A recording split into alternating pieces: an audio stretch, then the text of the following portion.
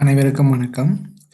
2026ஆம் ஆண்டு நடைபெறவுள்ள எம்இடி மற்றும் பிஇடி கற்கனறிகளுக்கான தெரிவு பரீட்சை வழிகாட்டல் காணொளியிலே இன்றைய தினம் உங்களை சந்திப்பதில் மகிழ்ச்சி. இன்றைய தினம் நாங்கள் கலந்துரையாட உள்ள தலைப்பு, இந்த தெரிவு போட்டியிலே கல்வி உளவியல் தொடர்பான தெரிவு பரீட்சையிலே கல்வி உளவியல் தொடர்பான சில விடயப்பரப்புகள் தொடர்பாக கலந்துரையாடலாம் என எதிர்பார்க்கிறேன். மிக முக்கியமான சில தலைப்புகள் எங்களுக்கு இந்த தெரிவு பரீட்சையில் கடந்த காலங்களில் இடம்பெற்ற தெரிவு பரீட்சைகளில் வினாவப்பட்டிருந்தது. அந்த வகையில் இன்றைய தினமும் இந்த காணொலி ஊடாக உங்களுக்கு சில அவசியமான கல்வி உலகியல் தொடர்பான சில தகவல்களை பகிர்ந்து கொள்ள எதிர்பார்க்கின்றேன். அந்த வகையிலே முதலாவதாக கல்வி உளவியலின் தந்தை என அழைக்கப்படுபவர் ஜோன் கேபார்ட். ஜோன் கேபார்ட் கல்வி உளவியலின் தந்தை என அழைக்கப்படுகின்றார். கல்வி உளவியலின் முதலாவது நூலாக கருதப்படுவது வில்லியம் ஜேம்ஸ் என்பவரால் எழுதப்பட்ட உளவியல் குறித்து ஆசிரியர்களுக்கான உரை. கல்வி உளவியலின் முதலாவது நூலாக கருதப்படுவது வில்லியம் ஜேம்ஸ் என்பவரால் எழுதப்பட்ட உளவியல் குறித்து ஆசிரியர்களுக்கான உரை என்ற நூல் கல்வி உளவியலின் முதலாவது நூலாக கருதப்படுகின்றது.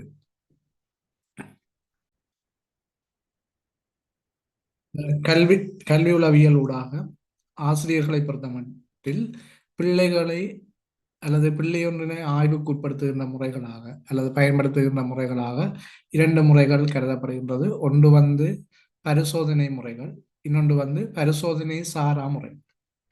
பரிசோதனை முறைகள், இரண்டு ஆய்வு முறைகளை ஆசிரியர்கள் பிள்ளைகளின் நடத்தைகளை ஆய்வு செய்வதற்காக பயன்படுத்துகின்றனர். ஒன்று பரிசோதனை முறைகள், அடுத்த இரண்டாவது பரிசோதனை சாரா முறைகள் என்று சொல்லப்படும். பரிசோதனை முறைகளை நாங்கள் வகுப்பறையில பிள்ளைகளுக்கு பயன்படுத்துகின்ற போது அது வகுப்பறையை நாங்கள் ஒரு ஆய்வுக்கூடமாக மாற்ற வேண்டிய தேவை ஏற்படும். இது ஒரு சிரமமான ஒரு ஆய்வு முறையாக கருதப்படுகின்றது. பரிசோதனை சாராத முறைகள் என்று சொல்லும் போது அதிலே 5 விடயங்கள் தொடர்பாக நாங்கள் இந்த கல்வித்துறையிலே கவனத்தை கொள்ள முடியும். அது பரிசோதனை சாராத பிள்ளை ஆய்வு முறைகளாக அவதானிப்பு முறை, வினா கேட்டல் முறை, நேர்காணல் முறை, விடை ஆய்வு முறை, பரீட்சைகள். இந்த 5 முறைகளையும் பரிசோதனை சாரா முறைகளாக நாங்கள் வகுப்பறைகளை பின்பற்ற முடியும். அடுத்ததாக கல்வி உளவியலில் வளர்ச்சி எனும் எண்ணக்கரு. வளர்ச்சி என்பது ஒரு அளவு ரீதியாக இனங்காணத்தக்க உடல் மாற்றங்களை குறிக்கின்றது. வளர்ச்சி என்பது அளவு ரீதியாக இனங்காணத்தக்க உடல் மாற்றங்களை குறிக்கின்றது. இது உயரம், நிறை, தலையின் சுற்றளவு, உடற்தணிவு சுட்டி போன்றவற்றை நாங்கள் இந்த வளர்ச்சி என்ற விடய பரப்புக்குள் அல்லது எண்ணக்கரவுக்குள் கொண்டு வர முடியும் அல்லது அவதானிக்க முடியும். அடுத்ததாக விருத்தி. விருத்தி என்றது பிள்ளையின் உடல், உள, சமூக, மனவளர்ச்சி, அறிவாற்றல் திறன் என்பவற்றை நாங்கள் அல்லது அதில் ஏற்படுகின்ற மாற்றம் அல்லது முன்னேற்றங்களை விருத்தி என்று சொல்ல முடியும். விருத்தி என்பது பிள்ளையின் உடல், சமூக, மனவளர்ச்சி அல்லது அறிவாற்றல் திறன் என்பவற்றின் செயற்பாடு சார் முன்னேற்றத்தை நாங்கள் விருத்தி என்று சொல்ல முடியும். இந்த விருத்தியூடாக பிள்ளையின் உடல் விருத்தி அடைகின்றது, அறிவாற்றல் சார் விருத்தி ஏற்படுகின்றது, சமூகம் சார் விருத்தி ஏற்படுகின்றது, மனவளர்ச்சி சார் விருத்தி ஏற்படுகின்றது, அடுத்தது ஒழுக்க விருத்தி போன்ற விடயங்கள் இந்த விருத்தியூடாக எதிர்பார்க்கப்படுறதாக இருக்கின்றது. பொதுவாக பிள்ளைகளின் விருத்தி பருவங்களை 8 பகுதிகளாக உளவியலாளர்கள் வகைப்படுத்தி பார்க்கின்றனர். அதிலே எங்களோட பாடசாலையை பொறுத்தவரையில் முதல் 5 விருத்தி பருவங்களும் பாடசாலைக்குள்ளே காணப்படுகின்றது. ஏனைய 3 விருத்தி பருவங்களும் அது சமூக மட்டத்துக்குள்ள உள்வாங்கிறதாக காணப்படும். அந்த வகையிலே இந்த பாடசாலைகளுக்கு முன்னதாக பிள்ளைகள் பிறப்புக்கு முன்னைய பருவம் என ஒரு வகைப்படுத்தலுக்கு உட்படுத்தப்படுகின்றார்கள். அதாவது குழந்தை பிறக்க முன்னர் காணப்படுகின்ற பிறப்புக்கு முன்னைய பருவம். அடுத்து இரண்டாவதாக குழந்தை பருவம். இது 2 வருடங்கள் வரையும் குழந்தை பிறந்து 2 வருடங்கள் வரைக்கும் குழந்தை பருவமாக கருதப்படும். முன்பிள்ளை பருவம் 2 வயதிலிருந்து 5 அல்லது 6 வயது வரையான காலப்பகுதியை முன்புள் முன்பிள்ளை பருவம் எனவும், நடுப்பிள்ளை பருவம் 6 தொடக்கம் 11 வரையான காலப்பகுதியில் இந்த நடு பிள்ளை பருவமாகவும், கட்டிளமை பருவம் 12 வயதிலிருந்து 18 வரையான காலப்பகுதியை நாங்கள் கட்டிளமை பருவம் அப்படின்னு சொல்லி இந்த விருத்தி பருவங்கள், பிள்ளை விருத்தி பருவங்கள் காணப்படுகின்றன. பிள்ளையொன்றின் வளர்ச்சியிலும் விருத்தியிலும் செல்வாக்கு செலுத்துகின்ற பிரதான காரணங்களாக 2 காரணிகளை குறிப்பிட முடியும். ஒன்று பரம்பரையும் சூழலும், அல்லது பரம்பரை மற்றும் சூழல். இன்னொன்று முதிர்ச்சி மற்றும் கற்றல். பரம்பரையும் சூழலும் முதிர்ச்சியும் கற்றலும் என்று 2 வகைப்பாட்டுக்குள் இந்த பிள்ளை வளர்ச்சியிலும் விருத்தியிலும் செல்வாக்கு செலுத்துகின்ற காரணிகளை நாங்கள் வகைப்படுத்தி காட்ட முடியும். விருத்தி தொடர்பாக கார்லோக் எனும் உளவியலாளர் ஒழுங்கான படிமுறையான ஒன்றோடொன்று பொருந்தி அமையும் முன் செல்கின்ற ஒழுங்குமுறையை கொண்ட ஒரு செயல்முறையை விருத்தி என்று சொல்லி அவர் தனது கருத்தை விருத்தி தொடர்பாக முன்வைத்திருக்கின்றார். கார்லோக் எனும் உளவியலாளர் விருத்தி என்பது ஒழுங்கான படிமுறையான ஒன்றோடொன்று பொருந்தி அமையும் முன் செல்கின்ற ஒழுங்குமுறையை கொண்ட ஒரு செயல்முறை விருத்தி என்று சொல்லி அவர் தன்னுடைய கருத்தை விருத்தி தொடர்பாக தனது கருத்தை பதிவு செய்திருக்கின்றார். இது விருத்தி என்பது பொதுவாக ஒருவரிடத்தை நிகழ்கின்ற படிமுறையான மாற்றங்கள் என்ற தொடர் செயல்முறை என்றும் நாங்கள் கருதி கொள்ள முடியும். அடுத்து முதிர்ச்சி என்பது இது பரம்பரை அலகுகளால் தீர்மானிக்கப்பட்டு இயற்கையாகவும் இயல்பாகவும் நிகழும் மாற்றமே முதிர்ச்சி என கருதப்படுகின்றது. உளவியலில் முதிர்ச்சி என்பது பரம்பரை அலகுகளால் தீர்மானிக்கப்பட்டு இயற்கையாகவும் இயல்பாகவும் நிகழும் மாற்றமே முதிர்ச்சியாகும்.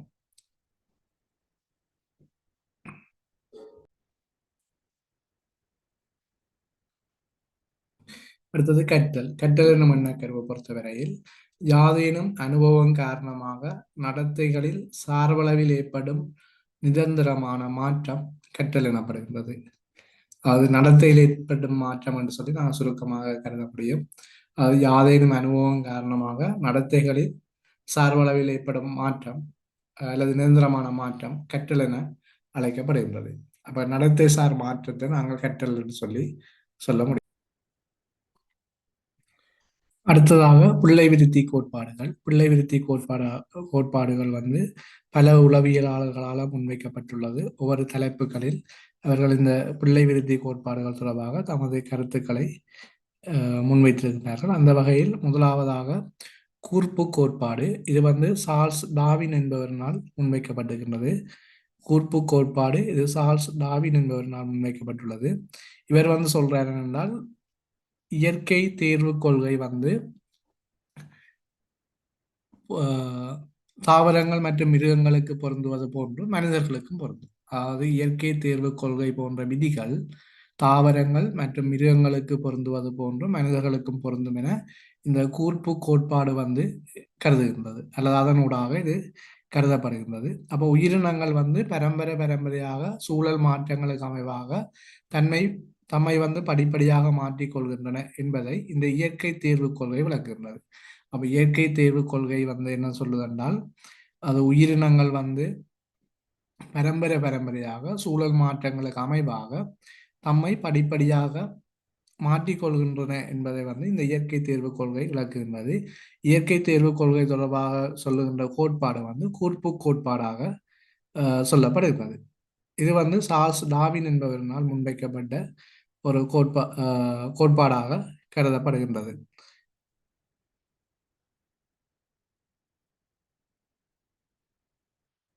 வேறு இன்னொரு விடயத்தையும் அதில் சொல்றாருன்னா, மனிதர்களின் தற்போதைய வடிவமானது நீண்டகால இயற்கை தேர்வு செயல்முறை ஊடாக அடையப்பட்ட ஒன்று என்று சொல்லி இந்த கூர்ப்பு கோட்பாடு ஊடாக கருதுகின்றார்.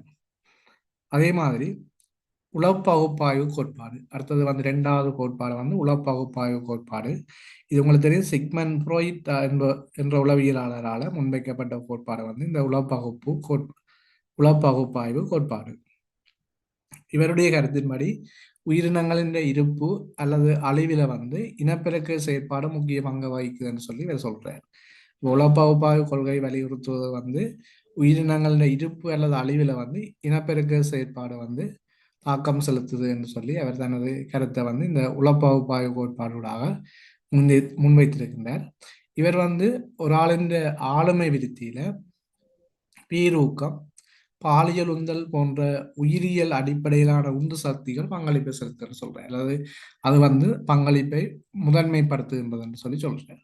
அப்போ ஒரு ஆளின் ஆளுமை விருத்தியில வந்து பேரூக்கம், பாலியல் உந்தல் இந்த ரெண்டு விடயங்களும் வந்து முதன்மைப்படுத்தப்படுகின்றது ஆளுமையிலே என்று சொல்லி இந்த சிக்மண்ட் ஃப்ராய்ட் இந்த உளப்பகுப்பாய்வு கோட்பாட்டினூடாக சொல்லப்படுகின்றது.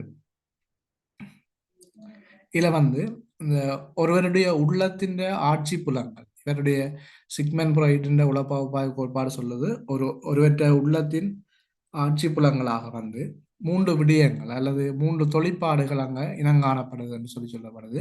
ஒன்று நனவு நிலை, அடுத்தது நனவடி நிலை, அடுத்த நனவிலி நிலை என்று சொல்லி 3 ஆட்சி புலங்கள் வந்து ஒரு உள்ளம் தொடர்பாக இனங்காணப்படுதுன்னு சொல்லி இந்த உளப்பகுப்பாய்வு கொள்கையூடாக முன்வைக்கப்பட்டிருக்கின்றது.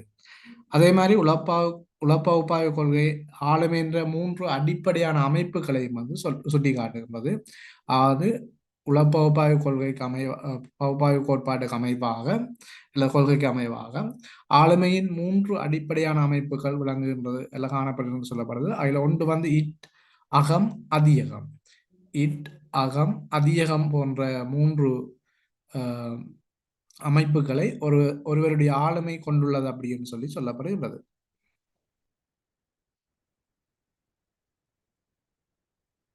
அதே மாதிரி இந்த உளப்பகுப்பாய்வு கொள்கையின் அடிப்படையில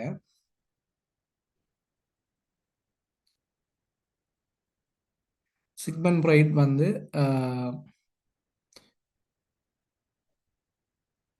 ஒரு பிள்ளை வந்து வளரும் போது அந்த பிள்ளையின் பாலுணர்வு தூண்டலால் ஏற்படும் திருப்தியானது முதல்ல வந்து வாயிலும் பின்னர் குதவழியூடாகவும் இறுதியில வந்து அது பாலுறுப்பினூடாகவும் மாற்றமடைகிறது என்று சொல்லி சொல்றார். இவர் இந்த கோட்பாட்டை வந்து 5 விருத்தி படிநிலைகள்ல வந்து விவரிக்கின்றார். இவர் இந்த கோட்பாடு அதாவது ஒரு பிள்ளைன்ற வளரும் சந்தர்ப்பத்தில் உருவாகிற இந்த தூண்டல் வந்து பாலுணர்வு தூண்டல் தொடர்பான 5 விருத்தி படிநிலைகளை வந்து விவரிக்கின்றார். ஒன்று வாய்வழி இன்பநிலை, குதவழி இன்பநிலை, பாலுறுப்பு இன்பநிலை, மறைப்பருவம் மற்றும் பிறப்பிக்கும் பருவம் என்று சொல்லி அவர் 5 விருத்தி படிநிலைகளை வந்து விவரிக்கின்றார். ஒன்று வாய்வழி இன்பநிலை, அடுத்தது குதவழி இன்பநிலை, பாலுறுப்பு இன்பநிலை, மறைப்பருவம் மற்றும் பிறப்பிக்கும் பருவம் என்று சொல்லி இந்த 5 விருத்தி படிநிலைகளை வந்து சிக்மண்ட் ஃப்ராய்ட் வந்து உளப்பகுப்பாய்வு கொள்கையூடாக முன்வைக்கின்றார். இந்த சிக்மண்ட் ஃப்ராய்டினுடைய உளப்பகுப்பாய்வு கொள்கை மாதிரி சமூக கோட்பாடு என்ற ஒரு கொள்கையை வந்து எரிக்சன் என்பவர் வந்து முன்வைத்திருக்கின்றார். இவர் சிக்மண்ட் ஃப்ராய்டின் உளப்பகுப்பாய்வு கொள்கைகளை ஏற்றுக்கொண்ட போதும் அவர் இந்த சிக்மண்ட் ஃப்ராய்டினுடைய மனித விருத்தியின் சில பரிமாணங்கள் வந்து தவறு என்று சொல்லி சொல்றார். அவர் அந்த சிக்மண்ட் ஃப்ராய்டின் 5 படிநிலைகளையும் வந்து 8 படிநிலைகளாக மாற்றி முன்வைக்கின்றார். தனது கருத்தை வந்து 8 படிநிலைகளாக முன்வைக்கின்றார். இவர் வந்து சமூக படிநிலைகளூடாக அதை விவரிக்கின்றார். அல்லது அந்த 8 படிமுறைகளையும் வந்து நாங்கள் சமூக படிநிலைகள் என்று சொல்லி சொல்ல முடியும்.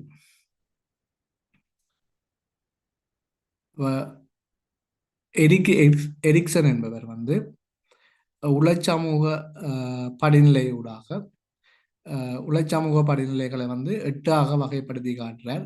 மனிதன் விருத்தி அந்த சமூக படிநிலை ஊடாகத்தான் உருவாகுகின்றது இவருடைய கருத்தாக இருக்குது. இந்த இடத்துலதான் அவர் 2 பேரும் சிக்மண்ட் ஃப்ராய்டும் எரிக்சனும் வந்து தமது கருத்துக்கள் வேறுபடுற இடமாக காணப்படுகின்றது. மனிதன் அடிப்படை ஆளுமை வந்து வாழ்வின் முதல் 5 வருடத்திலேயே வடிவமைக்கப்படுவதாக சொல்லப்படுகின்றது. அதில் வந்து எரிக்சனின் கோட்பாட்டின்படி விருத்தியானது மனிதனது வாழ்நாள் முழுவதும் 8 சமூக படிநிலைகளூடாக விரிவடைந்து செல்கின்றது அப்படின்னு சொல்லப்படுது. இது எரிக்சன் கருத்து. 5 வயதுக்குள்ளேயே ஆளுமை என்ற அடிப்படையெல்லாம் பிரித்து அடையுதுன்னு சொல்றது வந்து சிக்மண்ட் ஃப்ராய்ட் வந்து வாதாடுகின்றார். அவர் தனது கருத்தை அப்படி முன்வைக்கின்றார். அப்ப இதுல முதலாவது படிநிலை வந்து நம்பிக்கை எதிர் அவநம்பிக்கை, தன்னாட்சி எதிர் வெக்கம் மற்றும் சந்தேகம். தன்னாட்சி எதிர் வெக்கம் மற்றும் சந்தேகம். அடுத்த 3வது முன்னெடுத்தல் எதிர் குற்ற உணர்வு. 4வது முயற்சி எதிர் தாழ்வு சிக்கல். 5வது தனித்துவம் எதிர் குழப்பம். அடையாள குழப்பம். தனித்துவம் எதிர் அடையாள குழப்பம். 6வது நெருக்கம் எதிர் தனிமை. 7வது உற்பத்தி எதிர் தேக்கம். 8வது மன முழுமை எதிர் மனத்தளர்ச்சி. இது எரிக்சன் உள சமூக விருத்தி படிநிலைகள் 8 என்று சொல்லப்படுகின்றது.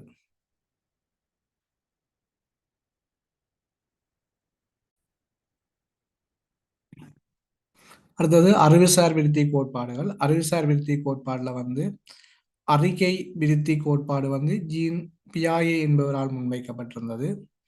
அதே மாதிரி சமூக கலாச்சார கோட்பாடு வந்து விகட்சியால முன்வைக்கப்பட்டிருந்தது. இந்த ஜீன் பியாயே என்பவருடைய கருத்திற்கு அமைவாக பிள்ளை வந்து தமது சூழலோட வினைத்திறன் மிக்க வகையில இசைவாக்கமடைந்து கொள்வதற்காக மனிதர்கள் அறிவாற்றலை மிகவும் பயனுள்ள வகையில் சூழலுக்கு ஏற்ப பயன்படுத்துகிறார்கள் என்று சொல்லி இவருடைய கருத்து முன்வைக்கப்படுறதாக இருக்கு. அப்ப வந்து தமது சூழலுடன் வினைத்திறன் மிக்க வகையில் இசைவாக்கம் அடைந்து கொள்வதற்காக மனிதர்கள் அறிவாற்றலை மிகவும் பயனுள்ள வகையில் சூழலுக்கு ஏற்ப பயன்படுத்துகிறார்கள் என இந்த பிஐஏ வந்து வலியுறுத்துவதாக இருக்கு. இவர் 4 அறிக்கை விருத்தி படிகளூடாகவும் தனது விளக்கத்தை வந்து முழு உலகிலேயும் பிள்ளைகள் செயலோக்கத்துடன் எழுப்புவதற்காக தன்னை அந்த 4 அறிக்கை விருத்தி படிநிலைகளையும் முன்வைத்திருக்கின்றார். இந்த பிஐஏ என்பவரால் வந்து சொல்லப்பட்ட அறிவு விருத்தி பருவம் 4 பருவங்களும். ஒன்று வந்து புலனியக்க பருவம். இது வந்து 2 வயது வரை. அடுத்த முன் சிந்தனை பருவம். இது 2 தொடக்கம் 7 வயது வரை. அடுத்த தூள சிந்தனை பருவம். இது 7 11 வயது வரை. அடுத்த நியம சிந்தனை பருவம் வந்து 11 14+ வயது வரை வந்து இந்த பிஐஏயின் வந்து அறிவு விருத்தி பருவங்கள் 4.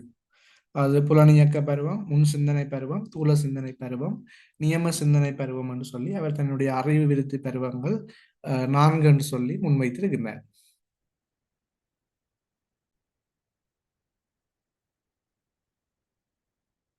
பிஐஏயின் அறிவு பற்றிய கொள்கை வந்து 3 வகைப்படுத்தப்படுது. ஒன்று பௌதிக அறிவு, அடுத்த அளவியல் கணித அறிவு, அடுத்து சமூக அறிவுன்னு சொல்லி 3 விதமாக இந்த பிஐஏயின் அறிவு பற்றிய கொள்கை வந்து சமூக கலாச்சார கோட்பாடை முன்வைத்த விகோட்சி.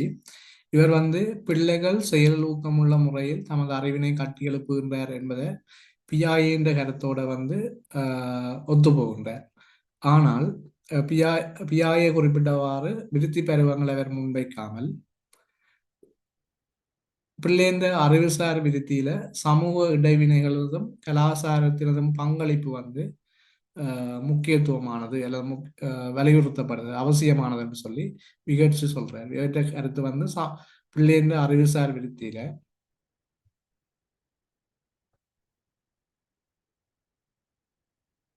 பிள்ளையின் அறிவுசார் விருத்தியில வந்து சமூக இடைவினைகளதும் கலாச்சாரனதும் பங்களிப்பு அவசியம் அப்படி அல்லது செல்வாக்கு செலுத்துதுன்னு சொல்லி இந்த விகோட்சி வந்து தன் சமூக கலாச்சார கோட்பாடுகளாக முன்வை. அடுத்தது நடத்தைவாத கோட்பாடுகள்.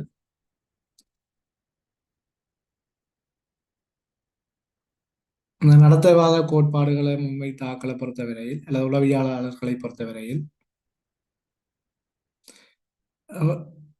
இவான் பவுலோ இது பழைய நிபந்தனை பாட்டு கோட்பாடுன்னு முன்வைத்தார். இவான் பவுலோ பழைய நிபந்தனை பாட்டு கோட்பாடுன்னு முன்வைத்தார். அதாவது ஸ்கின்னரின் தொழிலி நிபந்தனை பாட்டு கோட்பாடு, ஸ்கின்னரின் தொழிலி நிபந்தனை பாட்டு கோட்பாடு. அடுத்தது அல்பர்ட் பண்டூராவின் சமூக அறிக்கை கோட்பாடுன்னு சொல்லி இந்த நடத்தைவாத மற்றும் சமூக அறிக்கை கோட்பாடுகள் வந்து முன்வைக்கப்பட்டிருக்கிறது. இவர் மூன்று பேருடைய கோட்பாடுகளும் வந்து முக்கியமான கோட்பாடுகளாக கருதப்படுகிறது. இதுல ச பண்டூராவின் சமூக அறிக்கை கோட்பாடை பொறுத்தவரையில் இது வந்து சூழல், நடத்தை மற்றும் தனிநபர் போன்ற மூன்று முக்கிய காரணிகளை கொண்டதாக இவருடைய சமூக அறிக்கை கோட்பாடு காணப்படுகின்றது. அது சூழல், நடத்தை மற்றும் தனிநபர் அல்லது தனிநபருக்கு பதிலாக அறிகை என்றும் சொல்லப்படுகிறது. தனிநபர் அல்லது அறிகை, இந்த மூன்று முக்கிய காரணிகளும் இதுல சமூக அறிவு கோட்பாடு, பண்டூராவின் சமூக அறிவு கோட்பாடுல செல்வாக்கு. அதே போன்று நடத்தியல் கோட்பாடு, இந்த நடத்தியல் கோட்பாட்டை முன்வைத்தவர் வந்து கொன்ராட் லோரன்ஸ். கொன்ராட் லோரன்ஸ் என்பவர் வந்து இந்த நடத்தியல் கோட்பாடை முன்வைத்திருக்கின்றார். இவர் சொல்றார் வந்து மனித விருத்திசார் கோட்பாடுகளுக்கு முக்கிய பங்களிப்பை வந்து இந்த நடத்தியல் கோட்பாடு வழங்குகிறது அப்படின்னு சொல்லி சொல்றார்.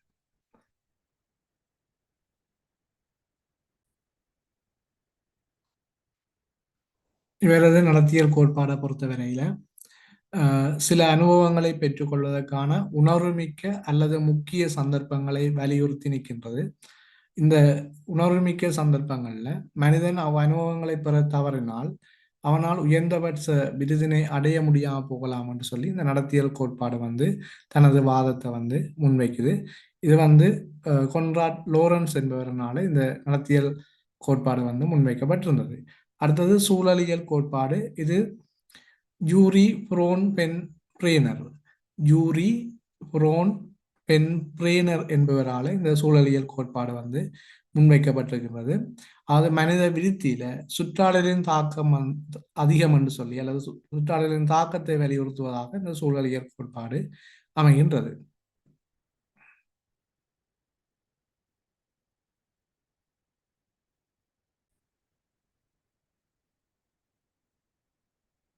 ஏற்கனவே நாங்கள் முன்னர் கதைத்தது போன்று இந்த அறிக்கைசார் கோட்பாட்டை பொறுத்தவரையில அதுல வந்து தகவல் ஒழுங்கமைப்பு மாதிரியை வந்து முன்வைத்த உளவியலாளர் வந்து ரொபோட் காக்னே. ரொபோட் காக்னே என்பவர் வந்து தகவல் ஒழுங்கமைப்பு மாதிரியை வந்து முன்வைத்திருக்கின்றார். அதே சந்தர்ப்பத்தில் இந்த அவதானம் அல்லது கவனம் என்பது வந்து ஒரு குறிப்பிட்ட நேரத்தில் தூண்டல்கள் நிரம்பிய சூழலிலிருந்து பெறப்படும் அநேக தூண்டிகளில் தேர்ந்தெடுக்கப்பட்ட ஒரு தூண்டிக்கு ஒருவரின் புலங்களை குவிக்கும் செயல்முறையே அவதானம் ஆகும். அவதானம் என்பது ஒரு குறிப்பிட்ட நேரத்தில் தூண்டல்கள் நிரம்பிய சூழலிலிருந்து பெறப்படும் அநேக தூண்டிகளில் தேர்ந்தெடுக்கப்பட்ட ஒரு தூண்டிக்கு ஒருவரின் புலங்களை குவிக்கும் செயல்முறை அவதானம் என்று சொல்லப்படுகின்றது. அடுத்தது புலக்காட்சி. இது வந்து அறிக்கைசார் செயற்பாட்டின் முக்கியமான ஒரு படியாக இந்த புலக்காட்சி வந்து கருதப்படுகின்றது. இது வந்து சூழலிலிருந்து கிடைக்கும் புலன்சார் அனுபவங்களுக்கு அர்த்தம் கொடுப்பது வந்து புலக்காட்சின்னு சொல்லப்படுது. சூழலிலிருந்து கிடைக்கும் புலன்சார் அனுபவங்களுக்கு அர்த்தம் கொடுப்பது புலக்காட்சி என சொல்லப்படுகின்றது.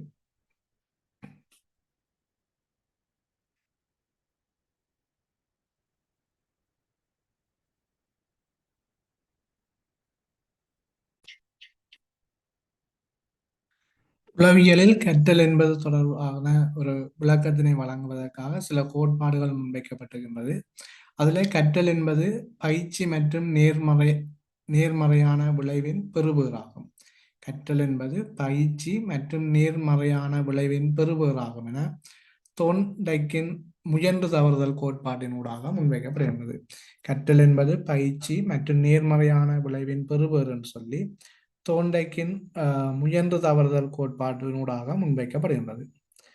அடுத்தது வந்து தூண்டல் துலங்கல் பிணைப்புகள் மூலம் கற்றல் நிபந்தனைக்கு உட்படலாம் என்று சொல்லி பவுலோவின் பழைய நிபந்தனை பாட்டு கோட்பாடு வந்து முன்வைக்கின்றது. தூண்டல் துலங்கல் பிணைப்புகள் மூலம் கற்றல் நிபந்தனைகளுக்கு உட்படுத்தப்படலாம் என பவுலோவின் பழைய நிபந்தனை பாட்டு கோட்பாடு முன்வைக்கின்றது.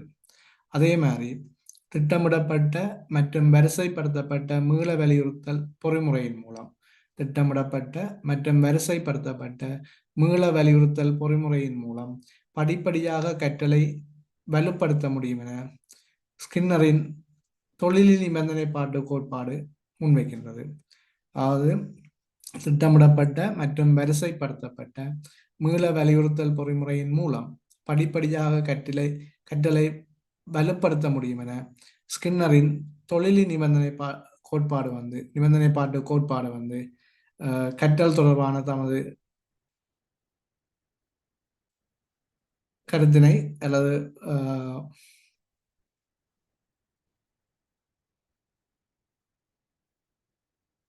விளைவினை முன்வைக்கிறதாக இருக்கு.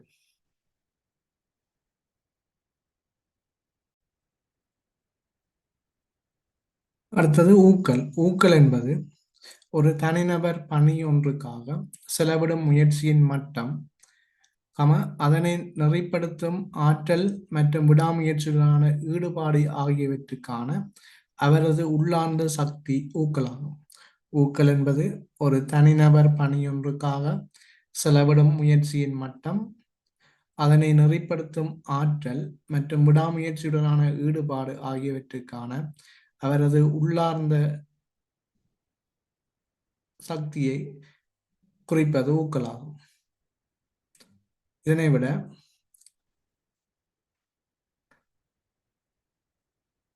காலோ போடானும் உளவியலாளர் ஊக்கல் தொடர்பாக முன் தீர்மானிக்கப்பட்ட பெறுபேறுகளை அடைவதற்கான ஒரு நபரின் உயிர்ப்பான பங்கேற்றல் மற்றும் அர்ப்பணிப்பு ஊக்கல் என வலியுறுத்துகின்றார். முன் தீர்மானிக்கப்பட்ட பெறுபேறுகளை அடைவதற்கான ஒரு நபரின் உயிர்ப்பான பங்கேற்றல் மற்றும் அர்ப்பணிப்பு ஊக்கல் என வலியுறுத்துகின்றார். இது ஹாலே ஹோடா என்ற உளவியலாளரின் கருத்தாக, ஊக்கல் தொடர்பான கருத்தாக முன்வைக்கப்படுகின்றது.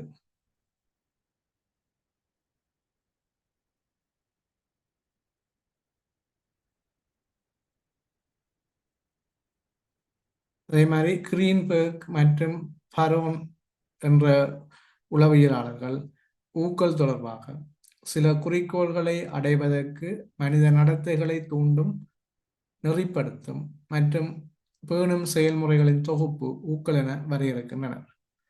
அதாவது கிரீன்பெர்க் மற்றும் பரோன் எனும் உளவியலாளர்கள் ஊக்கல் தொடர்பாக சில குறிக்கோள்களை அடைவதற்கு மனித நடத்தைகளை தூண்டும், நெறிப்படுத்தும் மற்றும் பேணும் செயல்முறைகளின் தொகுப்பென தமது வரையறையை முன்வைக்கின்றனர். ஊக்கல் இரண்டு வகைப்படும். ஒன்று உள்ளார்ந்த ஊக்கல் மற்றும் வெளிவாரியான ஊக்கல் என்று ஊக்கல் இரண்டு வகைப்படும். அது அக ஊக்கல், புற ஊக்கல் என்று. தனிநபர் ஒருவரின் ஆளுமையை தீர்மானிக்கின்ற காரணிகளில் பிரதானமானது பரம்பரை காரணிகள், அடுத்தது சூழல் காரணிகள். தனிநபர் ஒருவரின் ஆளுமையை தீர்மானிக்கும் பிரதான காரணிகளாக ஒன்று பரம்பரை காரணிகள், அடுத்தது சூழல் காரணிகள் ஆக அமைகின்றது. ஆளுமை என்பது சூழல் இடைத்தாக்கங்களுடன் செயற்படும் போது விசேட நடத்தையை தீர்மானிக்கும் ஒருவரிடம் உள்ளார்ந்த நிலையில் காணப்படும் உளவியல் அமைப்பு உருவாக்கம் ஆளுமை என குறிப்பிடப்படுகின்றது. ஆளுமை என்பது சூழல் இடைத்தாக்கங்களுடன் செயற்படும் போது விசேட நடத்தையை தீர்மானிக்கும் ஒருவரிடம் உள்ளார்ந்த நிலையில் காணப்படும் உளவியல் அமைப்பின் உருவாக்கம் ஆளுமை என குறிப்பிடப்படுகின்றது.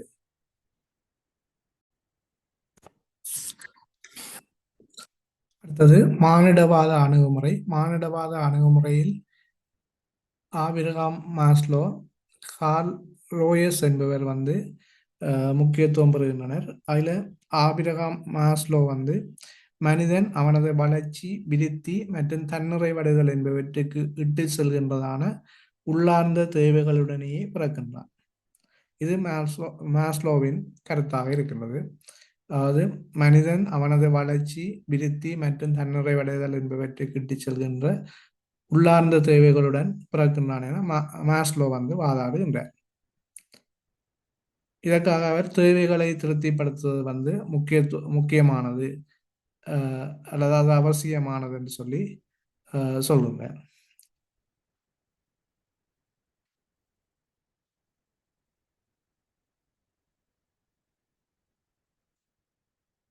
அதே மாதிரி கார் ரோயஸ் என்பவர் ஆளுமையை எமது சொந்த பார்வையில் நோக்குவதனூடாகவே விளங்கிக் கொள்ளலாம் என குறிப்பிடுகின்றார். ஆளுமையை எமது சொந்த பார்வையில் நோக்குவதனூடாகவே விளங்கிக் கொள்ள முடியும் என்று சொல்லி தனது கருத்தினை ஆளுமை தொடர்பாக தனது கருத்தினை முன்வைத்திருக்கின்றார் மானுடவாத அணுகுமுறை ஊடாக. மானுடவாத அணுகுமுறை தொடர்பாக கருத்துக்களை முன்வைத்தவர்கள் இரண்டு பேர். ஒன்று ஆபிரகாம் மாஸ்லோ, அடுத்தது கார்ல் ரோயஸ் என்பவர் இந்த கருத்துக்களை முன்வைத்து இவர்கள் இரண்டு பேரும் முக்கியத்துவப்படுத்தப்படுகின்றார்கள் இந்த மானுடவாத அணுகுமுறை. இந்த காணொளியிலே இந்த உளவியல் தொடர்பான சில முக்கியமான எண்ணக்கருக்கள் அல்லது கருப்பொருட்கள் தொடர்பாகவும் சில உளவியலாளர்கள் தொடர்பான கருத்துக்களையும் முடிந்தவரை சுருக்கமாக முன்வைத்திருக்கின்றேன். இது எங்களுடைய எம்இடி பிஜிடி தெரிவு பரீட்சைக்கு உதவும் என நம்புகிறேன். கடந்த காலங்களிலும் இது நாங்கள் கலந்துரையாடிய விடயங்கள் சார்பானதாக சில வினாக்கள் அமைந்திருந்ததை அவதானிக்கக்கூடியதாக இருந்தது. அந்த வகையில் வேறு ஏதும் தகவல்கள் இதில் கலந்துரையாட வேண்டி இருப்பின் அல்லது தவறவிடப்பட்டிருப்பின் நான் இன்னொரு சந்தர்ப்பத்திலே இன்னொரு காணொலியூடாகவே உங்களுக்கு அந்த கருத்துக்கள் அல்லது தகவல்களை முன்வைக்க இருக்கிறேன்.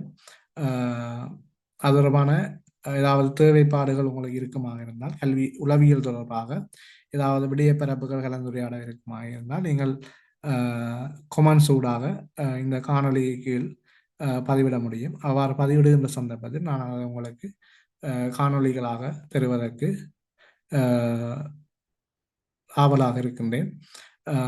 தொடர்ந்து இணைந்திருங்கள். இந்த எம்இடி பிஜிடி தொடர்பான சகல தலைப்புகளிலே காணொளிகள் மிக விரைவில் நினைக்கிறேன் வருகிற 11ஆம் தேதி ஓப்பன் யூனிவர்சிட்டிக்குரிய தெரிவு பரீட்சை எம்இடிக்குரிய தெரிவு பரீட்சை நடைபெறுவதாக முன்னர் அறிவிக்கப்பட்டிருக்கின்றது.